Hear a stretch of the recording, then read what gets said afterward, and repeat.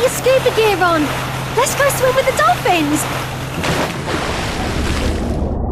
Oh, here they come! Dolphins are perfectly adapted to their environment. They have nothing to do but swim and play all day. They have massive brains. They're incredibly intelligent. If dolphins bought insurance, they'd choose High House. High House Insurance don't pay to be on comparison websites, so your premiums are better value. Try us and see. Call 606 552. High House, local reliable insurance. High Street, Selsey. And welcome to Selsey Internet Radio, and we have in the studio, as usual, we shouldn't say usual, but we have Lynn Reeve, my pal Lynn Reeve over there. She's smiling, and she's going to tell us what's happening around Selsey. So Lynn, give it a bucketful. Thank you, Dennis. Good morning. We're going to start with Monday the 6th of July, when we have some soft play fun for the under fives taking place every Monday, Wednesday and Friday morning at the Selsey Centre from 9:30 until 11 o'clock. The cost is only £3 per child, with discount for larger families, and refreshments are always available. Yes. Further details can be obtained from Tom and Sue on 604 642. Good. Nice bit of soft play going on. There is. On Wednesday the 8th of July, Selsey WI meet at 2:15pm in the Selsey Town Hall. The speaker for the month will be John Henty, who would tell all about Max Miller, Brighton's cheeky chappie. If you think you would care to go along, you'll be made most welcome. Phone either Pauline Bridger on 07760 126613 or Stella Christ on 603 221, and then for any further details that you may well like. That sounds good, doesn't it, Max Miller? He was a bit of a cheeky chappie. What, is he coming down here? No, it's not, well, I don't think so, Dennis, somehow. Right, okay then. Lynn, she's been introducing this pal of hers. Right, go on, Lynn, go on. On Thursday the 9th of July, now this is interesting, the Academy is holding their first ever summer fete, and it's on the school field. Apparently all the students there have been making and producing their own stalls, and there's an in-school competition to see who can raise the most money that day for the RNLI. I wonder who that suggested sounds pretty that. Good. So I don't know, but it's a good idea. Yeah. Thursday the 9th of July from 3:30 to 6pm on the Academy school field. On Friday the 10th of July, there's free bike marking by the police from 3 to 4pm at Budgeons. So please bring photo ID confirming your name and address, and an email address if you have one, plus your bike, of course, in order to register it. Of course. Okay, that's a good thing in Selsey. You're always seeing on the news and gossip there, aren't you? You are. Bike missing and all the rest of it. So, yeah, okay, go and get it marked up. On Saturday the 11th of July, the Seal Island Primary Academy School in East Street are holding their summertime fair from 2 to 5pm, and they've got lots of rides and stalls, food and a bar, plus entertainment going on. So that's 2 to 5pm on Saturday the 11th of July. Sounds pretty good too. It does. Who's on the bar? It doesn't say who's on the bar. It doesn't say what 2 to entertainment 5 it on the is bar. either. Okay. Doesn't say what the entertainment is either, but I bet it's pretty good. Well, we didn't fix it. Right, go on, Dan. We can fix it. I think they fixed it for themselves, Dennis. Well, of course they did. Yeah, of No, course I they said have. we didn't fix it. Oh, Lynn. we didn't fix it. Oh, it'd be good then. Ooh.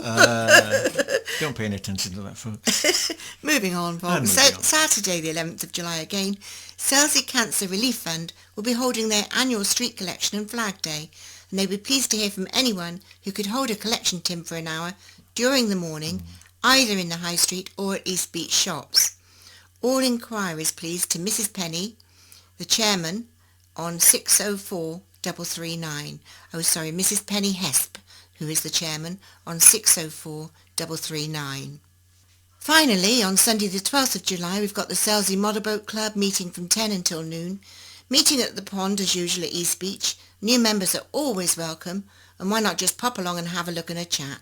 Further information for that can come from Chris on 601 550. And Dennis, that is it for this week. That's it. Short and sweet. Short and Short sweet. and sweet, Lynn. And there you are. There you have it. All the local news. If there's any more, just give us a call. Well, whistle in the street, actually. Call John. Okay. Call John. Call John. He'll be somewhere in the neighbourhood. Okay. If it's not your neighbourhood, it'll be my neighbourhood. And if it's not, it's his neighbourhood. Right, Lynn. Thank bye-bye you, for now. Dennis. Well, guess who's in the studio as we head into July, and those Wellington boots are in the corner, and we have Giles with his sun hat on, looking round the studio. Is it going to rain, Giles? I think it is. You have it from our weather I think I forecaster. could say that pretty safe, the odd shower, don't you? Yes, and what a shower. I brought my hobnail boots in, by the way, as well. I heard them. Okay, Giles, what have we got for this week? This week, what have we got? Well, out and about, bumble and honeybees and butterflies are very apparent, getting their nectar from all the array of flowers and... Yeah, they'll be opening everywhere. they're having a great time. In the ponds and streams, we've got silver minnows and sticklebacks, which are very noticeable, chasing about and having their little ones. And it's always interesting, I think, to take a walk along and have a look in a pond or walk along a stream and just see what's happening in there. It's always very relaxing. Did you ever used to do any stickleback fishing? I did Giles? in Ireland. Yeah, Yes, I did indeed. It's always interesting, wasn't it? I sure did. We always released them afterwards. We Yeah. put them in a jar. But whenever you put your fingers in, Yeah, I know. I know, it's lovely. Yeah, with minnows, and yeah, we did indeed. Yeah, minnows and sticklebacks, both of them. Yeah, did yeah, you, John? Yes, yeah. we And certainly John did as well. Yeah, yeah. We all had certainly to did. go. We all had to go at that. So don't bring them to the studio. Oh no! Oh no! Put them No! back in the pond. Yeah, exactly. Yes, John? John, but Yeah. yeah, I agree. And also, anyway, do try and, as I say, to get out and about this month in the countryside and enjoy nature at its finest. Try and make the effort to walk, get out and about. Fledgling birds and young animals are growing rapidly, and on the ponds we've got the baby ducklings and the baby moorhens all.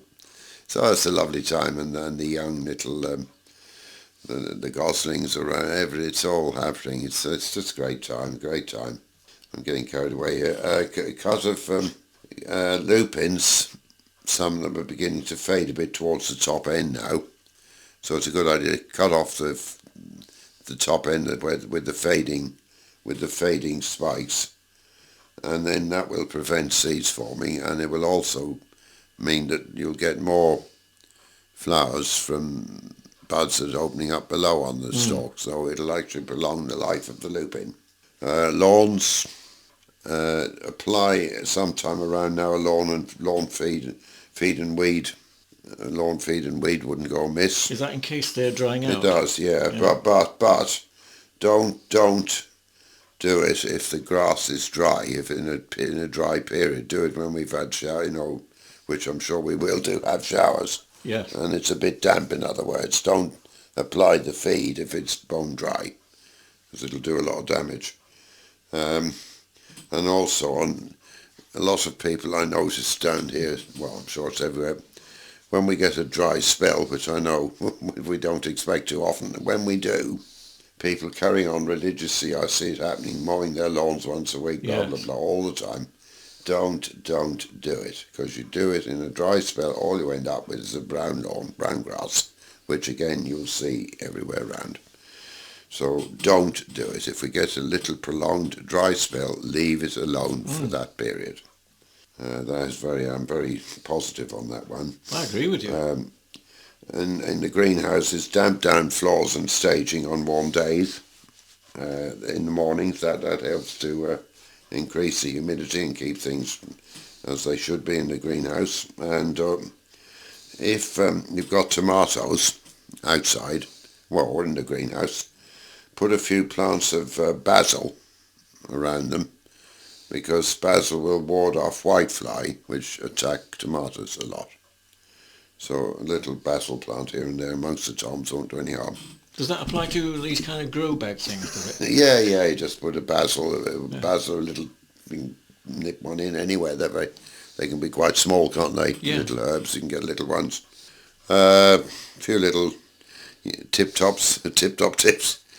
Chew parsley if you want to try and eliminate alcohol, garlic or curry smells from your breath. So it does work. Who are we thinking of here? I don't know who we're thinking of. I wasn't looking at John. Good, yeah.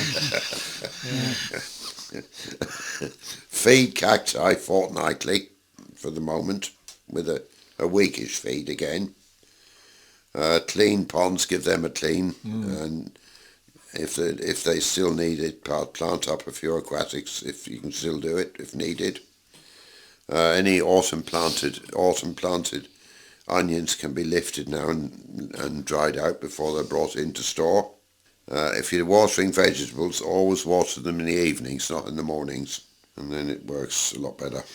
If you want to give someone a posy of roses, it's a very good idea to get a large raw potato, punch some holes in it, and place the roses, one rose per hole, and they will last a lot longer and keep their colour a lot longer. Is that because they're feeding off the potato? Yeah, it keeps them moist and in good form, good nick.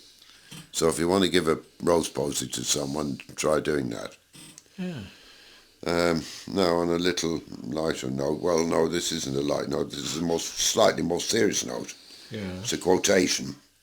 The more we care for the happiness of others, the greater is our own sense of well-being. And I think that is a very true saying to nature, to people in general. Thank you very much. Thank you, Giles. That was terrific. We'll see you soon. You too. Take care. Yeah.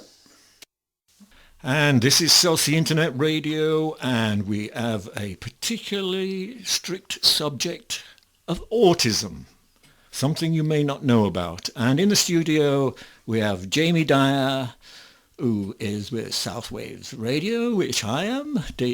Jamie and I know each other. And to my right, we've got Keith. And he is snoring away on this one. Sorry, Dennis. But let us look at autism. And Keith has his own notes. I've got it is a form of learning difficulty in young children, emotionally unresponsive, leading to issues such as failing to relate to family and surroundings. Right. What do you think of that, Jamie? Can you explain what it does for you? Well, I mean, obviously, as you would understand, autism is, of course, a spectrum, which means that it can either be quite severe or quite mild. It can kind of vary from person to person. So therefore, when what is right for one person is perhaps different for somebody else. So that's basically that. You're right on the point that it's social situations, of course, mainly kind of social element. I mean, I was diagnosed a couple of years ago with Asperger's syndrome, and of course I didn't really know much about it either. I'm just sort of learning my way through, and it's not until you've lived through it and you can kind of relate to it afterwards, really. And Asperger's and autism, is it all under that one umbrella? Well, I think there are different branches of autism. I mean, Asperger's for me is a bit more social interaction and based. I don't really know that much about other elements of autism, but I know that obviously the Asperger's thing is a social communication and other situations. And how young were you when you apparently knew that this was something going on? Well, I mean, I was told that when you have Asperger's, it's from birth. It's from the moment that you're conceived, sort of thing. And then, of course, I found out a couple of years ago after I left college and university, and obviously I was finding it difficult to get into work, and they said, oh, maybe there's something there. You know, I used to have problems kind of relating to people, and I'd get into arguments and things. And then, of course, they took me to this meeting and they explained it all to me, and they said, well, one of the important things of communication is eye contact. She said you don't give direct eye contact, so therefore that's one of the functions of autism, of Asperger's syndrome, in effect, really. How did you take to that, suddenly being told these were the symptoms that were... Did you fight these symptoms, or say to yourself, maybe I'm not like that at all? It kind of made me feel better about myself, if I'm honest, because I'd gone through life not really knowing. I'd been through special needs education in Chichester and where else, and I knew that bit. I knew there was something there, and I had friends that had the same condition, and obviously that made sense, you know. Well, and you were looking for answers Well, to what was happening to you. not really. I think, Right, I got that one wrong. I think in the end, you kind of have to take a step back and you realise why you made the decisions you did, and it made me feel a lot better about it, and it makes you want to drive forward because you think, now I know what my weaknesses are, now they've been spelled out to me, I can go forward. And obviously when I was applying for jobs and work and things, I never was able to explain to them about Asperger's syndrome or autism because it wasn't officially confirmed. They had an idea, it wasn't officially, but once it's officially there, you can kind of say to them. The only problem is, as you quite rightly pointed out, not a lot of people kind of know about the way it is, and the fact that just because you have a 17-year-old boy do a job in there doesn't necessarily mean that another person is going to be able to handle the same amount of responsibility, because it is a spectrum. You know, when you sort of went for this, like you were facing a job, was there some sort of half of you going, I'm not going to tell them, I'm not going to try go into this area at all? Exactly. I mean, that is one question I'm always trying to ask myself. Do I mention this? If I know that it's a particular job which is customer focused or in a shop or anything that requires a large amount of social interaction, obviously I will tell them, you know, I will explain, because I did go for a job. I went for a trial and I did a whole day with them, and they said to me, you did brilliant, you know the job, you really took to the job really quickly, but yes, this is before I knew I had autism, but you didn't look at the customers, you didn't really communicate with them, you were just like a robot, just doing the task rather than adding an extra layer of customer service, which of course in hindsight I could have gone back to them and said, well, I have this, you know, and you've already told me I can do the job. It's just that employers always want an extra layer, which unfortunately some people aren't able to give. And I get the feeling there that when you were doing this thing, this job kind of workout, you're hoping like mad those kind of bits had never been noticed. Yeah. So it really put you in a sort of a thing of, oh God, when is the right time to tell these people about this? So, and there really isn't a right time, is there? No, definitely. I mean, the nervousness thing. Yeah. I mean, I get huge bouts of nervousness. I mean, I've had moments where I've got really, really nervous, and I've said, look, I need 2 minutes just to compose myself, because I know one of the things I was told was that some people with Asperger's breed on familiarity, so routines and familiarity. So, for example, if you get up, you have your breakfast, and then you go to work and you come back, that's familiarity. If you've done that for a long time, it's familiarity. Obviously, when you're thrust into a new environment, as with anybody actually, that becomes quite difficult after, you know, and some employers and some people aren't quite as forgiving when it comes. They just expect you to go straight in, and it's like, well, it takes you time. It takes you time. I mean, I've been for jobs where they've given me training, and the training is the classroom. You know, that's the classroom, and it's not the actual workplace. No. And it's like, well, I did 6 years of further education, and then, you know, years in secondary in a classroom. Yeah. So therefore, I can do that. I can do the learning thing. It's actually getting down and doing the job, which is why I find they always have that thing where they say a lot of people don't read the manual, they just get stuck in, and I find I have to do that because it's kind of you finding out your own way, you know. Right, Keith, if you'd like to come. Sorry, Dennis. Is it true to say that nobody actually knows why people have Asperger's syndrome? They don't know what causes it. They don't know what it comes. No, what it comes about. I've learnt an awful lot this morning by reading my notes, and one thing that jumped out at me was it says, you know, people can eat the same food every time. Now, I worked with a chap up until about 10 years ago whose stepson would only eat waffles and bacon and nothing else. This young lad went through life like that. And it just occurs to me, because you were saying, you know, you were going and applying for jobs when you didn't know that you had Asperger's, and so you obviously discovered fairly late in life. And this young lad was about 12, I think, and they just thought he was being an awkward teenager and wouldn't have. And I guess this is the kind of thing that happens an awful lot. You know, you're put down as being disruptive, or you know, you won't do this, you won't do that, and it's because of Asperger's, not because you're just a disruptive child.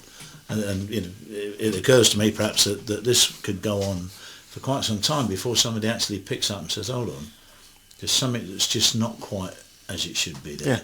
Let's have a look, and then start to identify it. So, you know, and I have to say, I think you've done a remarkable job in doing that. You were saying about the customer service, customer facing. Yeah. Now, if you were on the other end of a telephone talking to customers, would that be more comfortable? I think it depends on the subject of which you're talking to them about. I mean, I know when I've applied, they went through this huge period of sending me to office-based things where there was telephone answering. And there's that kind of thing where if you're at home and you're waiting for a call from somebody, I mean, you know, obviously you're going to know what to say, you're going to know how to approach it if you've spoken to them before. When you haven't, there is that thing of you don't know how they're going to react, you don't know what it is that they're going to say, you don't know how they're going to say it, you don't know whether what you say is going to be intended in the way that, you know, that they take it. And I did try and work in a call centre, but it was too busy for me. To be honest, just the atmosphere. I mean, I don't really like crowds anyway. Yeah. And when which of course is another aspect of it. Oh yeah. It's not a, you know, it's not a personal thing. It's another aspect of Asperger's. Like I say, it depends from person to person. I mean, I've always said I prefer to be in front of crowds than in them, because obviously then that's when you're. I was told that when you're in front of a crowd, say you're going to make a speech or you're going to perform in some way. You know what it is you're going to say. You know what it is you're going to do. You know that, and that's fine. The moment someone talks to you, that then throws you off and you have to think a bit more. And I was actually told that I've got a form of dyslexia, which means that my brain works slightly slower perhaps, and it takes a little bit longer. I'm not quite sure on that, because that's not really something that I've looked into, because whenever you type in dyslexia, it just comes in with, you know, having problems reading and things, which I've not really... It fails to amaze me that they say, well, look it up on the internet. Well, if you've got dyslexia, you know, are you going to be able to read it? And I mean that with all sincerity, because I work with a couple of guys that are dyslexic. You know, I understand the trouble they have on a daily basis, and that's just with the dyslexia.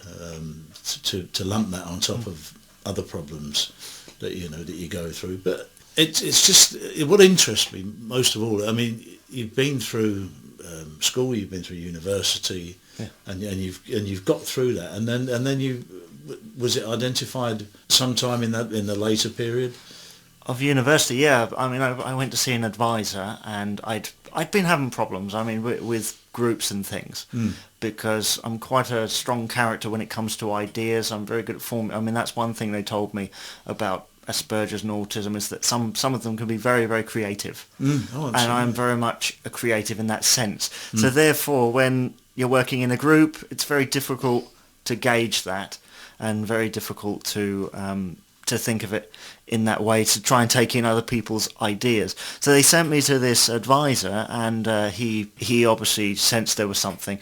He arranged an appointment, but I cancelled it because, you know, I thought, I'm leaving uni, I've been through special needs school and things.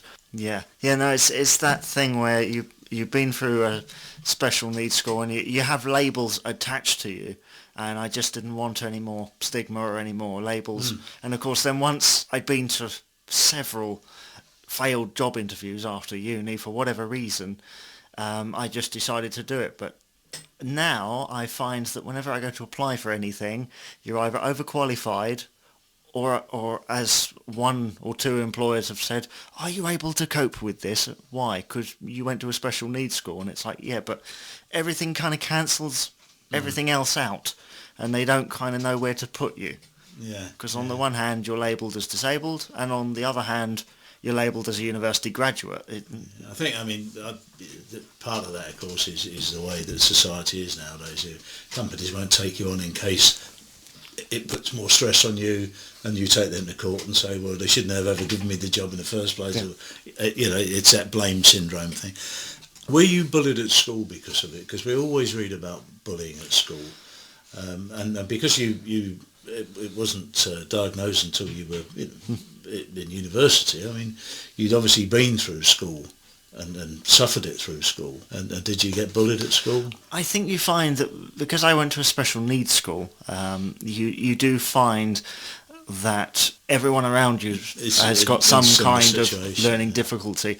There were one or two, but it's not anything completely major. It's nothing huge. It's just, it was more verbal, really. I mean, it's always a verbal thing in that situation, I think. But no, it wasn't really bullied. I mean, occasional picking, but other than that, yeah, nothing major. Exactly, because we're all in the same boat. In the same boat, yeah. Most people, I think, won't know very much about Asperger's syndrome. I mean, you yourself don't seem to know that much about it, and then you've obviously looked into it since you've been diagnosed with it. And having read what I've read this morning about it, it seems that they cast very broad covers over everything. And they say some people will not like bright lights and some people will like the bright lights. Some people will not like noise and some people will like noise. To me, that would strike me as, well, that's a sort of normal reaction from a normal group of people. So it would be very difficult then to identify it, wouldn't it? If you've got two people and one of them doesn't like noise and one does, well, that would be the average that would be the average that you would get from a normal pick of people. So identifying it must be very, very difficult. Well, it is, yeah, and obviously, from what I know, they take a little while. When you're young, I suppose they can't really tell. It's only when you get, maybe 7 to 12. I mean, I know some people that were diagnosed at 7, but I would imagine that that's more on the severe end of the scale. But I don't know. But as you say, it is very random, and I think that's where a lot of prejudice comes in, and where a lot of, if that's the right word, where it comes in, where people go, oh yeah, but everyone's like that, or everyone does that, and it's like, yeah, but it's from a different perspective. I mean, you mentioned about phone calls earlier. I have some things where I go to ring somebody up, and you feel nervous about the call. And you say to them, I feel a bit nervous. And you might not sound it, but they can't see you shaking hand or they can't see your physical reaction. That's right, yeah. I mean, you will come across to the people listening to this as very fluent with your speech and everything else. And if they could see what I can see, they'd understand it. They'll understand a bit more about what you're saying. Because, I promise you, ladies and gentlemen, that Jamie is sitting here and he is shaking at times with bits of it, and yet he's coming across, I know, as absolutely, and I hate to use the term normal, but it's the one that fits at this time. So it's what makes it even more difficult to identify, because although people with Asperger's can have learning difficulties, they can also not have learning difficulties. And as Jamie's proved, because he's been through university, so he's managed to get through there without too much problem, and so it does make it so difficult, and you can understand why younger children, 10, 12-year-olds, would be considered just to be naughty boys or naughty children, the disruptive children. Yeah. And you hear the term used so often in schools, oh, he's a disruptive child. And I would certainly say, well, check him out. Now, after the bit that I've learned this morning, and after speaking to yourself, I'd say, well, if you've got a disruptive child, check him out. Yeah, well, I can tell you, I mean, university was not easy. Oh, I imagine it wasn't. And you do find that when you're in school, you go in, it's very formulaic, the same thing every day. University is completely different. Your routine could be completely different one week to the next. You never know what's going to happen. And obviously, people always make jokes about students, oh, they're going out drinking, they're such and such, but that is a very vital part. And obviously, I'd not really done that before, because the way I went through school and college was very kind of routine, go in at 9, come out at 5, go home, do whatever, go to sleep, and then get up and do it again. Start again. Whereas university, you'd have a lecture one day at 9, and then the next day you'd have it at 3 o'clock in the afternoon, and then the next week, the first day might be 3 o'clock, and then the second day, it just changes. And it did take me a long time to get used to that. I mean, that's one of the reasons why whenever they invited me to anything, I tried to go most of the time, because although I don't like big crowded spaces, although I don't like raves as you would call them, I'd still go, because you find that some people are very fickle. If you don't take part in these things, you get shut out. And even though I find it difficult, sometimes you have to push forward and try. I mean, you say about my speech and things. I mean, I started doing radio about 10 years ago, and I found that because it's that performance thing again, because you kind of know what you're going to talk about, you feel confident in doing so. I mean, I have some days where I can't get words out because my brain can't function properly, or it's not, and I guess it's the same with anybody. But I have some days where, as people will say, I'll start stuttering all over the place, or I'll repeat the same phrases again, and that tends to be how it works. But speaking on a regular basis like this has obviously helped me to improve that. Yeah, I mean, anybody listening to your radio programs and listening to this one and comparing the two would be hard pushed to notice that there was a difference, because sitting behind a mic and just talking seems to be easy, but it's not, and you've got other things going on, and it's quite easy to lose your thread. Yeah, I do it all the time, as these guys will vouch for. And I mean, I think you've done a remarkable job in what you've done in getting Southways Radio up and running, and carrying on running it now. And now that I understand the pressures that you're under, I really think it seems even more remarkable to me than it did initially when I just read about what you were doing. Yes. Having met you today and understanding, even though it's a very limited understanding of what's affecting you, I have to say I think you're doing a remarkable job, and I wish you well with it for a long time to come. Thank you. Well, you know, in this autism thing, it's got a bit here. It says it suggests that this condition may or may not be associated with other forms of delay in development. Do you know what they're on about with that? Delayed development. I don't know. I think that's probably something to do with the learning thing. Yeah. With perhaps the amount of information that can be taken in. I mean, I always used to say at college and uni, don't ask me what the lecture's about in the lecture. Ask me about it an hour after, when I've had time to process what it is happened. I do find that there are some people that come out of special needs education with similar disabilities and learning difficulties who perhaps don't know how to read or write. I mean, there are one or two people that I've worked with in the past where you explain something to them in words and you don't quite know if they've understood. But that's, I don't know if you can, I don't want to say blame the disability for that. I think it just varies from person to person, because obviously there's no proof that is the reason why some people are a bit slower. I mean, but you'll get lazy learners, as it were, in all walks of life. And so if somebody's got Asperger's and is a lazy learner anyway, or as somebody like yourself that realises perhaps before he was diagnosed with it, but realise that there's something not quite right here. You know, you've been through special needs school, so there was a problem identified, and you had to learn to live with that, which you've done and worked on solving the problem a bit at a time, rather than accepting, well, I've got it and that's why I'm bad and that's it. You know, you've actually took it by the horns and said, well, all right, so I've got it, but this is what I want to do, and to do that I've got to take this route, and you've gone down and done it. You know, I have to say I admire you very much for the way you've done that.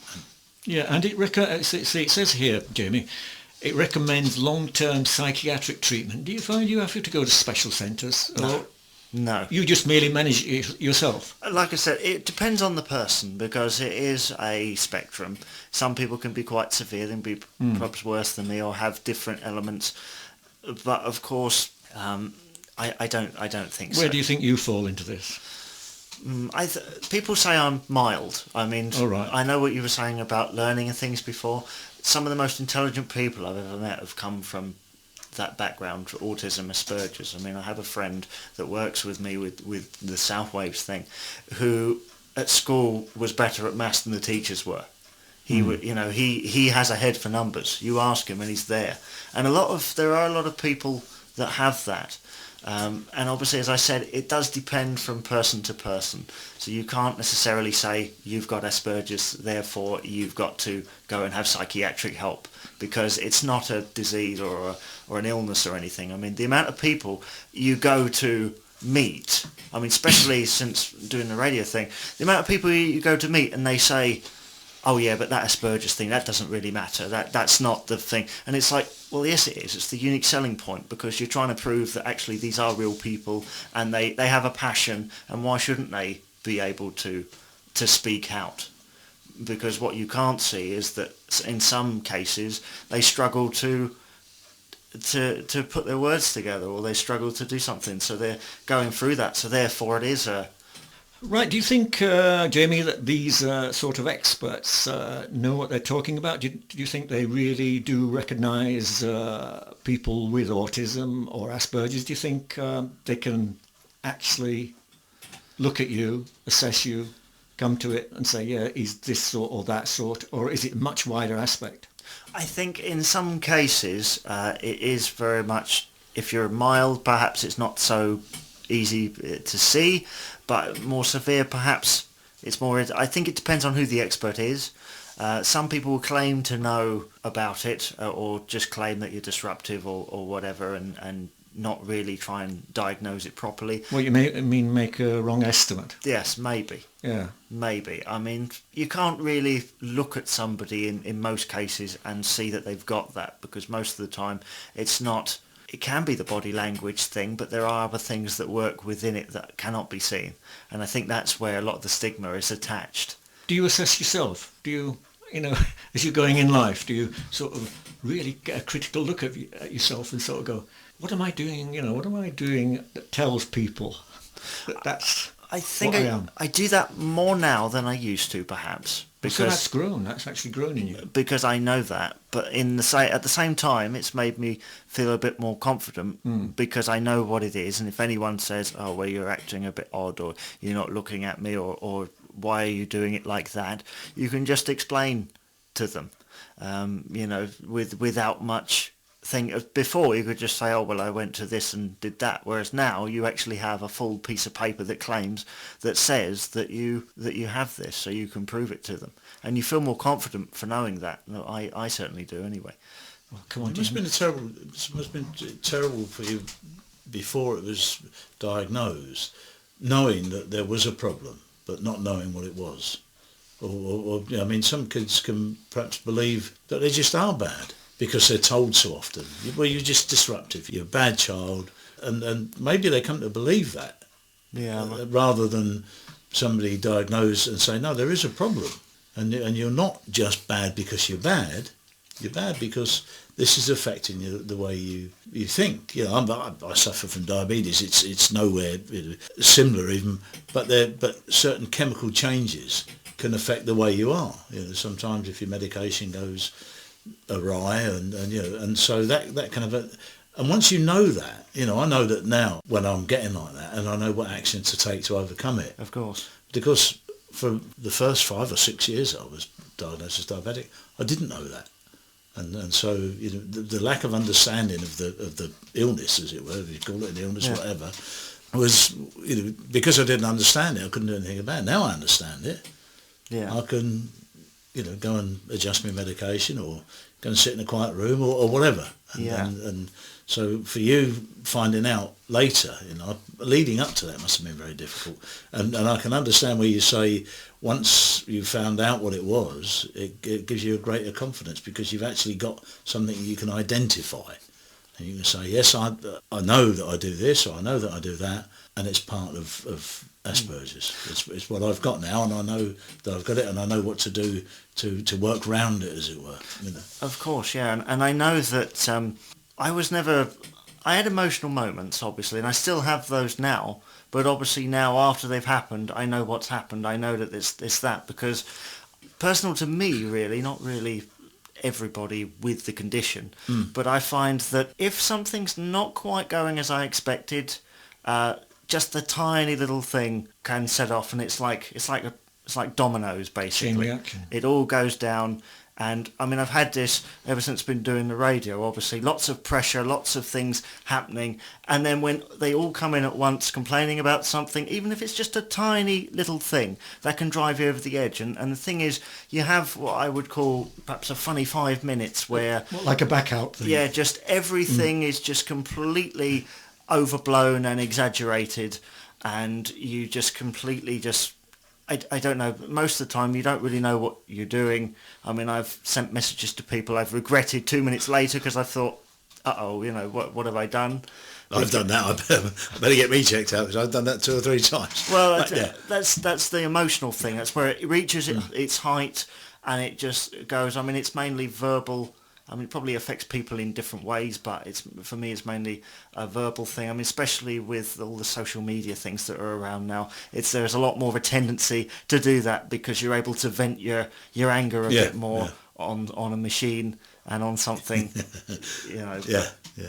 Do you ever feel, because you've got this thing, does it weigh a lot on you, or can you play around with it? Have you learned now how to sort of mask it or switch out of it? I have heard that there are people in their 60s that have been diagnosed, and they've said, when I was younger, I couldn't look at people in the eye, and I've had to teach myself to do that. For me, personally, I suppose there are certain things where you can kind of hide it. I mean, like the radio thing, when you're really nervous before you're about to speak. A lot of people say, oh, well, you're copying someone else's speech patterns or you're doing something else. For me, that kind of helps to mask it. Yeah, I can go with that, yeah. I find that when I'm kind of broadcasting, depends on the program I'm doing. If I'm doing a music-based program, I will tend to go up here a little bit more because if I go into the lower regions of my voice, obviously the nervousness starts to come out a bit more and I start to stutter a bit more. Whereas if I know exactly what I'm doing... Jamie, I always think about a character. I just go into a character. Yeah, if it's mad, I'll go along with it.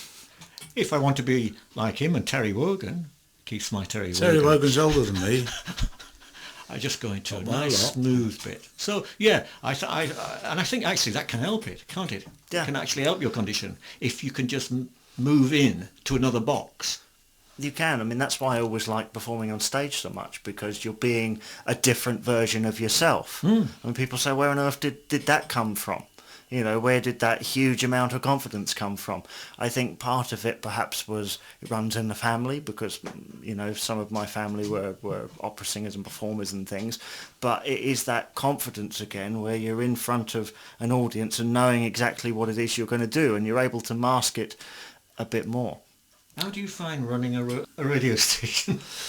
I think because I've had vast experience with internet radio and I've met all sorts of characters from all over the world. You know, I just thought, well, I'm going to do it slightly differently, try and do it my way, because I go to all these places and they don't seem to be doing it quite the way that perhaps it should be done. And, Jamie's way. Well, I guess so, because it is that thing of you feel confident again because it's your own way, and I just thought, well, you might as well try it, because if you don't, you know, you never know whether it's gonna work or not. Well, you can tell me, Jamie. I'm here for you. Just tell me it all. Yeah. You ain't got a couch we can lay on, have you? Outside. Right, Keith. Oh, I see. So you started trouble, now you want to pass it on to me. Yeah? Upset the guests and then pass them over, yeah. Well, it's good like See that. what advice he's got to other people suffering it. Well, just a point that I wanted to touch on there, something you mentioned just now, Jamie. You said that there are people been diagnosed in their 60s. Yeah. So it's not a sort of particular time in life when it comes about. I guess I think Asperger's has sort of came around sort of in the early 90s when it was starting to be, because I think it was named after the guy that discovered it, you know, that kind of came up with those ideas. It was kind of the late 80s, early 90s when they were starting to discover it. So therefore, someone in their 60s, you wouldn't necessarily think they've got Asperger's, because it's only really in the last maybe 15, 20 years that it's sort of come into prominence. So if someone's lived their whole life with with something, they're not necessarily going to think, oh, this new thing's come along, this new idea has come along, so therefore that's what they've got. Perhaps that person was finding that they had certain things. They went to the doctor one day or went somewhere and found out, Some people... An enlightened doctor has said, hold on, you've always thought there was something wrong, and maybe you're right now. Let's have a look at this new thing on the block, as it were. And that person turned out to be a teacher. So it could be, it's a wide range of things. I mean, I wanted to be a teacher, but it's coping in that pressurised situation.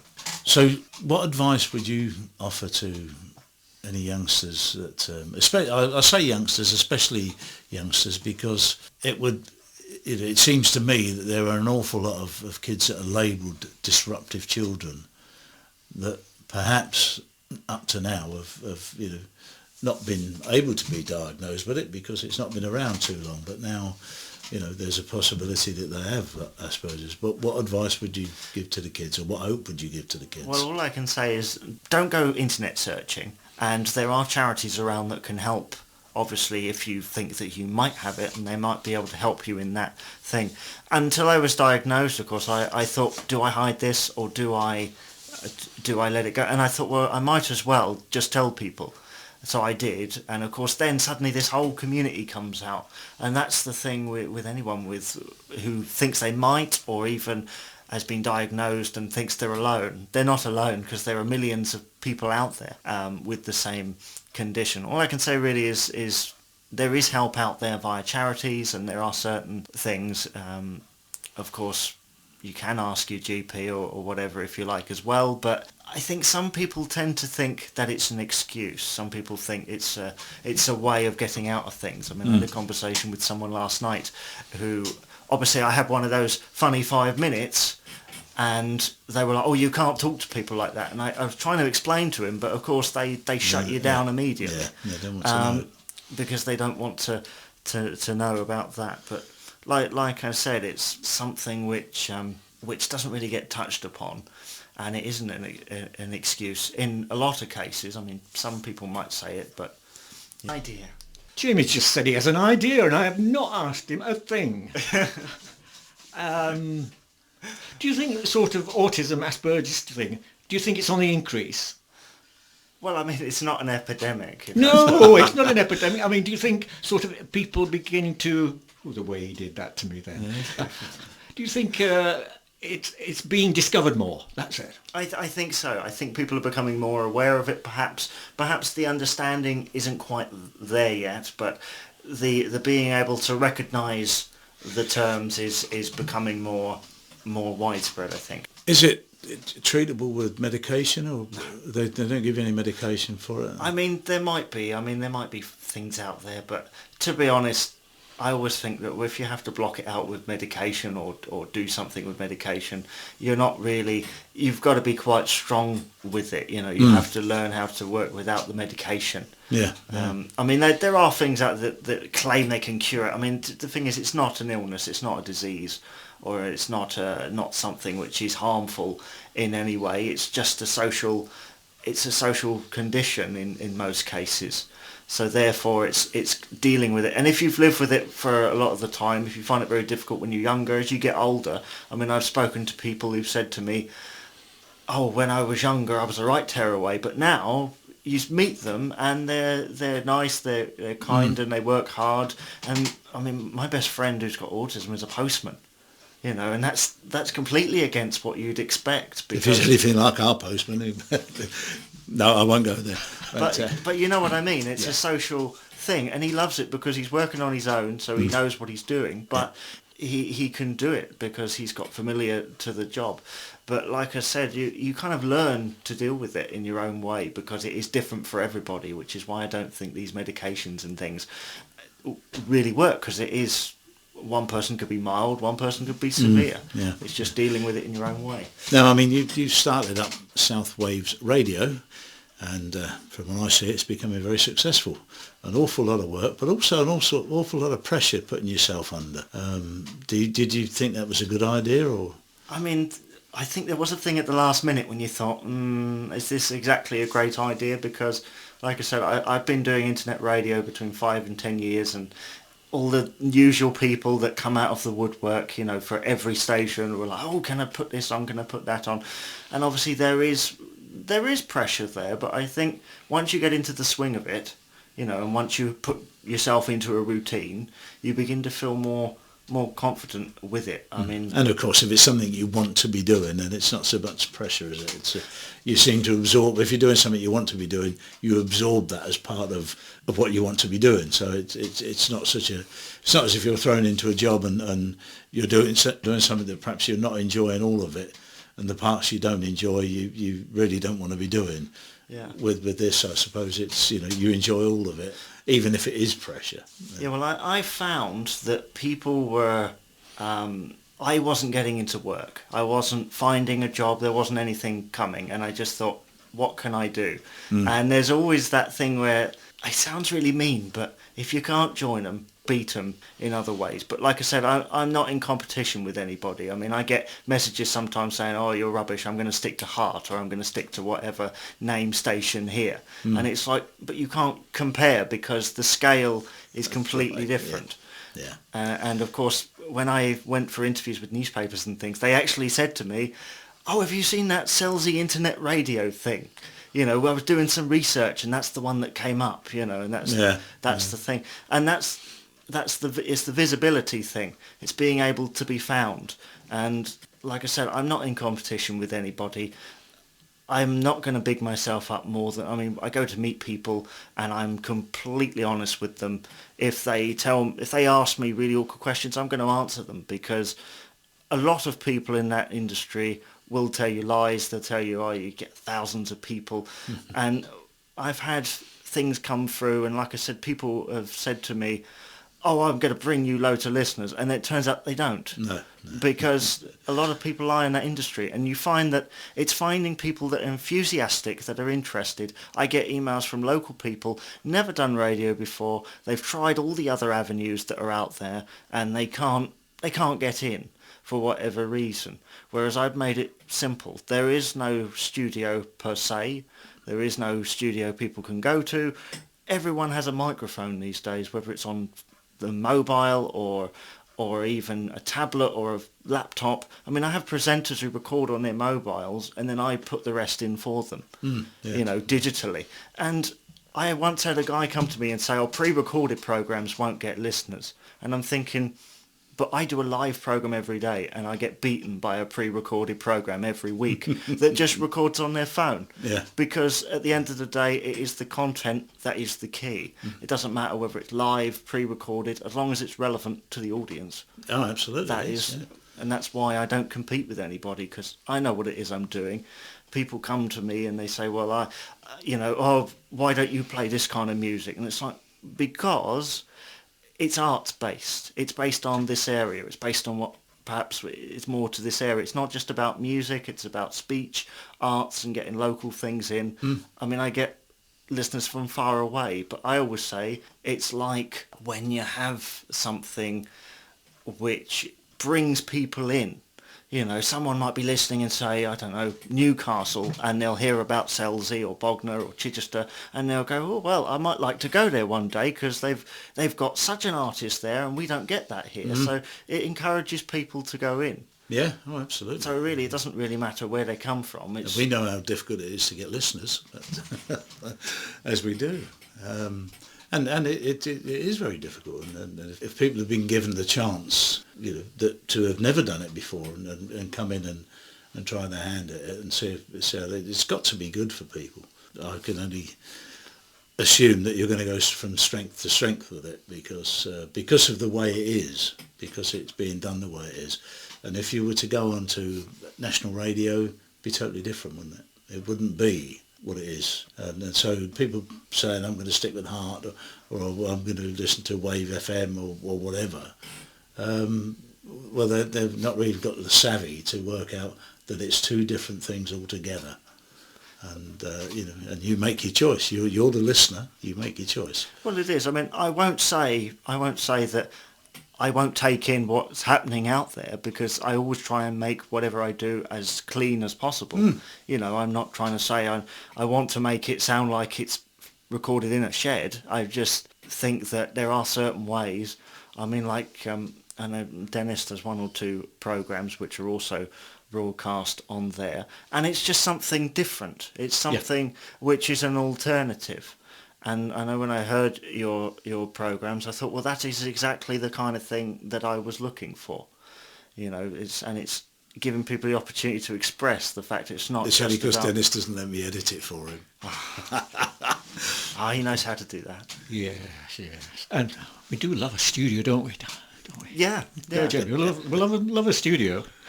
Yeah, well, that's the thing. I mean, I've worked in retail environments and things, but I've been into professional studios, and it's like being a kid in a candy store, you know, or a sweet shop. It's wanting to see everything and see what everything does, and you know, I haven't got the most technical equipment out there, but you know, it does the job. You're making it work, that's for sure. And of course, I don't. I mean, there are problems, but sometimes, I mean, the best piece of advice. There were 2 pieces of advice. One person said to me, even if you make a mistake, make out like you meant to do it.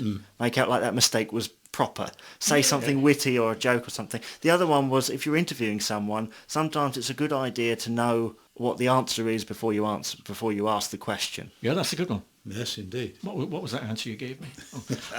Oh. Right, we are coming to the end of this show now.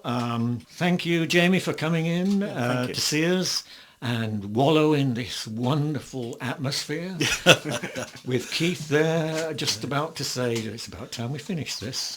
So thank you, Jamie. That was terrific. Let's hope people know a lot more from what you said today. Thank you.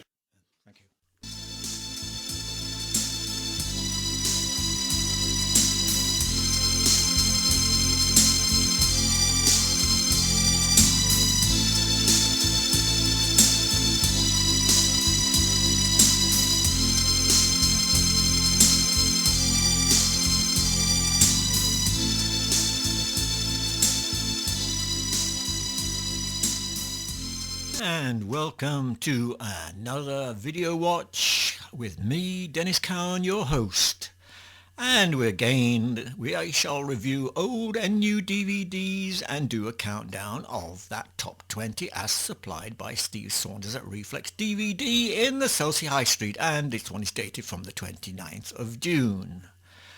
And we shall then look at the reviews of 2 films from either of them. At Andy's we have Mythica to review, and at Steve's we have the second best Marigold Hotel to talk about. So there we have it. So we shall now begin. And we begin this week with The Rich Man's Wife. It is rated 18 and it stars Halle Berry. And she is married to a very rich man, a man who drinks too much and does not pay enough attention to her. She meets a mystery man who says he'll bump the husband off, and she cannot get at the inheritance without difficulty, of course. Hubby is murdered by the psychopathic guy. She's had a minor fling with someone else, and the plot thickens, and there are enough twists and turns to satisfy the viewer in this thriller. It's well made, and Berry acts well throughout, so have a look at that one if you want a really good thriller, and she is definitely good. We go on to then The Grey Man 2009. This is starring Patrick Bachot. It's a 15 rated thing. It is rather heavy on the censors, as this is a dramatic account of the serial killer Albert Fish in the USA, which happened in 1928, when police got wind of child abductions. This led to a 6-year search to get the killer Albert Fish, who appeared to many of his victims like a kindly old grandfather. It is well made and rather awful in subject. However, it's not over the top and it is worth a look. We then move on to Big Ass Spider, and there are some copies in the shops. This is a 2012 film. It's 15 rated. It's a creature feature of the arachnid type. You know, those spiders that crawl over the place. And this is starring Ray Wise of Jeepers Creepers 2 and again Patrick Bouchot of The Grey Man and Friday the 13th TV series, and they were in the 80s. This is a well-made film with good standard effects and plenty of action throughout. It has its touches of comedy, and it is a fairly decent movie that at 77 minutes fits in any evening viewing. So if you really like a chaotic film of spiders climbing up things, being in dark corners, this is the one. Then we go on to The Babadook, which is currently around in the video shops. This is 2013. It's a 15 rated thing. It's a supernatural horror film that has done quite well on the Amazon comments, which is very unusual with Amazon.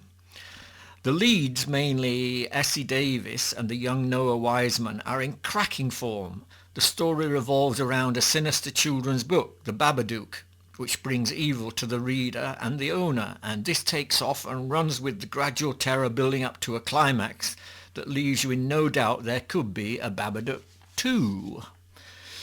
We then go on to an older film, and this is brought back from the 1990s. I thought this was quite fair to review, and this is Dark Angel, starring Dolph Lundgren. In a sci-fi film of quality, Dolph plays a detective investigating normal, everyday crimes, if we can call them normal, that is, until he suddenly finds himself tracking an alien whose power and weaponry outflank all police resources. This is a full-throttle action flick, and as they say, a classic. Then we move on to The Sentinel, 2006, starring Michael Douglas and Kiefer Sutherland. It's a quality thriller also starring Kim Basinger, involving the US Secret Service and a plot to take down the president. An agent comes under suspicion of being involved, and that agent is Michael Douglas. So we've got a really good one there, and the race against time to clear his name and dodging his pals and the police ensue, and it makes a good film, and this is a 12 rating. We then move on to another 2006 film, and this is Blood Diamond, starring Leonardo DiCaprio, in a more tough grown-up role since Titanic. Amid the 1999 civil war in Sierra Leone, Leonardo is on the hunt for a rare pink diamond of massive value. But the country is ravaged by violence and brutality, and the ex-mercenary soldier DiCaprio finds himself rescuing a fisherman's son and dodging rebel forces as he tries to get at the pink diamond. So this is a sort of drama come action, 15 rated, and very good. We then move on to the most violent film, if you call it that. This is The Hitman, 2007, starring Timothy Olyphant, in an extremely violent thriller whose visuals are quite stunning. This is a 15 rated thing. Olyphant belongs to a special organisation dedicated to performing daring hits on targets. Each member has skills in the martial arts and shooting. They are only assigned a number from childhood, and this is where the picture starts. The training starts there. Olyphant is number 47, and he suddenly finds himself double-crossed on a mission, and the organisation turns on him, of course, and the hunter becomes the target, or the hunted, as he faces numerous attacks by the other hitmen, resulting in one after the other attack on him. He's hunted in the alleyways and everywhere, forcing him to seek out the traitor. This is cracking stuff. So there we have that. And we now will move on to the top 20 as provided by Steve Saunders of Reflex DVD in the Selsey High Street. And we see at number 1 there is 50 Shades of Grey. At number 2 we have The Kingsman.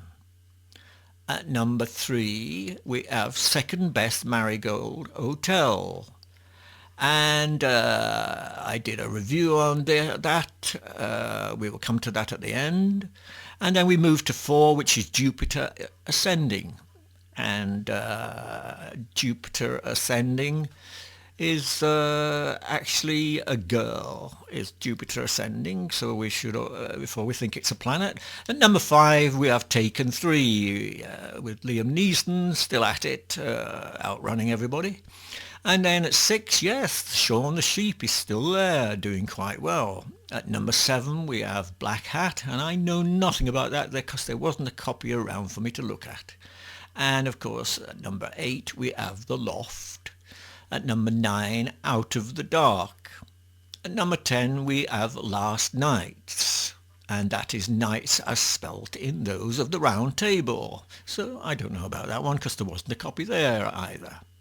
At number 11 we have It Follows, and this is a 15 rated horror film. A girl thinks that someone or something is following her. She teams up with friends to find the way of escaping this horror. It says that this is a stylish horror film that brings new life to the genre. Teens, suburbia, murder and nightmarish demons, and it lasts 96 minutes. And then at number 12 we have Mordecai. At number 13 we have The American Sniper. At 14 there is Big Hero 6, and this is a kids thing really. It's a PG rated thing, a Disney picture, an action-packed comedy animated thing introducing a personal companion robot who forms a special bond with a robot prodigy. Says it's fun for the whole family, so there you are. And we go on from Big Hero to Selma in at 15. Yes, the town of Selma is there. And at 16 we have A Most Violent Year. And that's rated 15. It's a 2014 film starring Jessica Chastain, listed as a crime thriller. A man builds a new business amid corruption and a crime mob rule. He then finds his family targeted. Yes, that's what we have. And then we move to 17, The Black Sea. At number 18 we have Wild. At number 19 we have The Gambler. And then at 20 we have We Still Kill the Old Way. Now this has been around a bit. This is an 18 thing, and it's starring Ian Ogilvy, or the Saint as he used to be. It stars also James Cosmo, Lisette Anthony, she's been in a lot of videos, and Stephen Burkoff. We enter the world of the East End gangsters in London, and there is a vengeance situation to be settled. You will of course see the odd East Ender pop up as the violence escalates. It's quite surprising not to see Danny Dyer in this, but he's probably too busy in a soap. So if you like this old apples and pears stuff, this action, come lots of swearing, shooting, should meet all your requirements. Yes, that's it. And we shall move on to the film of the week from Steve. It's my second film of the week, of course. And this is called The Second Best Exotic Marigold Hotel. And this is starring Maggie Smith, Judi Dench, Ronald Pickup and Richard Gere. This is a sort of gentle drama which needs a little concentration on the characters because that is where the story takes shape. It is about a wedding-to-be between the assistant manager of the hotel and his girl. Having said that, there are other things happening among the hotel guests. It's sweet and it's laid back, and it has no swearing, violence, guns, murder or bloodshed. So if you want to get away from those ingredients, this film will be for you. And it does pull you in, and the music, dancing sequences are exhilarating even though they are incidental to the story itself. It's a PG rating and suitable for all the family, but in essence will appeal to the older generation rather than the kids. So there we are now moving over to Andy's on the High Street, the Selsey off licence, and we begin with some films he has in stock. And we have Savages, 18 rated at 2012, starring John Travolta there. A drugs war involving a cartel and two guys who start a marijuana business. What ensues is a major battle of wills, and it says strong violence. And then, as I mentioned before, there is Jupiter Ascending, 12 rating, 2014, Channing Tatum. Jupiter in this case is a girl, as I've said, who faces an endless run of bad breaks. Things drastically change when Kane, a genetic engineered ex-military hunter, arrives to track her down. And then we've got Interstellar, which is 2014, starring Michael Caine, Matthew McCoy, Ellen Burstyn, a story of the star travelers who set out on a journey through space beyond our galaxy to see if mankind has a future somewhere else.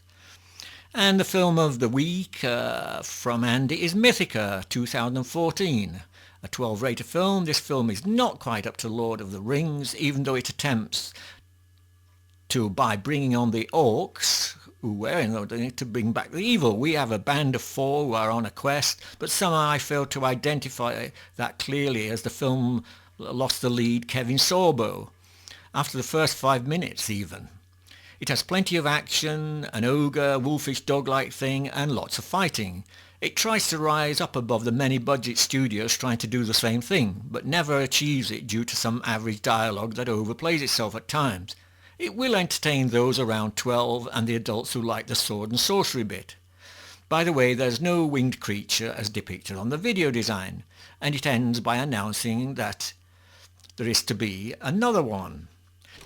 Well, we've come to the end of another Video Watch week, but before I go, I'd like to tell you there's a bit of an offer on at Andy's off-licence, 4 Foster Lagers for £4, which were £1.25 each, and he is also doing 4 Carlsberg Lagers at £4.10. So there you are. So it's bye-bye from me, and I'll be back next week. And this week's programme was produced by John Fletcher, presented and recorded by Dennis Cowan, and edited by Keith Barnes. And just like to say, on behalf of the team, a great big thank you to Lynn Reeve, to Jamie Dyer, to our old friend Giles Peare, and to you for listening. And we look forward to seeing you again next week. Thanks for listening now. Bye.